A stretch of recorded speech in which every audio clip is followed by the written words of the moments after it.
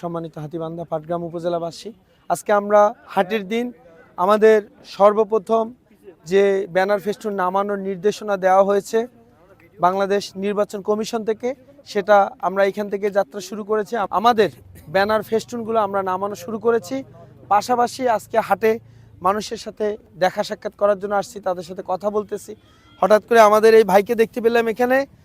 সে খুব বড় একটা দুর্ঘটনা হয়েছে তার, এই জন্যই দেখতে পাচ্ছেন পায়ের কি অবস্থা।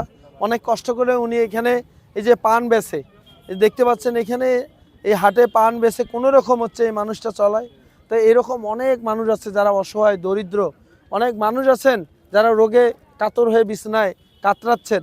আমাদের সবার উচিত এদের পাশে সামর্থ্য অনুযায়ী দাঁড়ানো। আমি ব্যক্তিগতভাবে ছোটবেলা থেকেই ভালো কাজের সাথে আছি, ভালো কাজের সাথে থাকতে চাই। এরকম মানুষগুলোর পাশে আমার সামর্থ্য অনুযায়ী দাঁড়াতে চাই। আপনারাও আপনাদের সামর্থ্য অনুযায়ী এই মানুষগুলোর পাশে দাঁড়ান। ইনশাল্লাহ আমরা যদি সবাই সম্মিলিতভাবে চেষ্টা করি, সত্যিকার অর্থে একটা মানবিক, কল্যাণকর, বেকারত্বমুক্ত এবং দুর্নীতিমুক্ত আমরা বাংলাদেশ উপহার দিতে পাবো। এবং এই যাত্রাটা শুরু হবে হাতীবান্ধা পাটগ্রাম থেকে।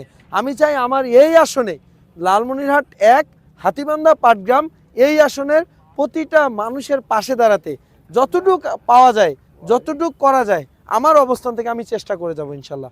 আপনাদের সবার দোয়া সহযোগিতা চাই। আমার এই ভাইয়ের হাতে আমি নগদ 2000 টাকা তুলে দিচ্ছি, যেন উনি পান সুপারি এগুলো নিয়ে এখানে ব্যবসা করে খেতে পারে। ধন্যবাদ ভাই, আসসালামু আলাইকুম। ঠিক আছে, আপনি খুশি হয়েছেন তো ভাই?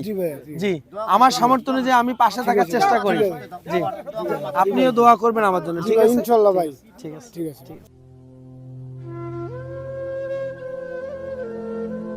শিহাব আহমেদ, লালমনিরহাট 1 হাতীবান্ধা পাটগ্রাম আসনে স্বতন্ত্র সংসদ সদস্য প্রার্থী।